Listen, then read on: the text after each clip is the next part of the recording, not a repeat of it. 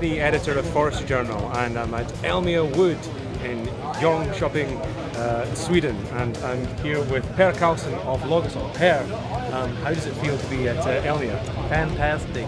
We had a long break due to the corona situation, so it feels really good to be back. And you can see, I think a lot of people have been looking forward to this show. Yeah, it's a huge turnout. What are you showing on the stand this year that you're excited about? Well, first of all, we have the new CH3 three-sided planer molder. What's the CH3? Yes. So that's one of our newest product, I'd say.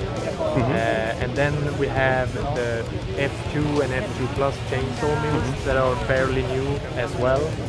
And on the bottom end there we have our bandsaw mills, and we're also showing the hydraulics that we recently launched for the B1001 bandsaw mill. So we have quite a lot of new things, and we have lots more to come as well. You do? Yeah. And how have things been for Logosol lately? It's been very busy. Yeah. I think more and more people are looking into kind of the forestry sector in general, because a lot of people are noticing the prices are going up on raw material, and also for sawn and secondary processed material as well. So it's getting more interest than ever, I think.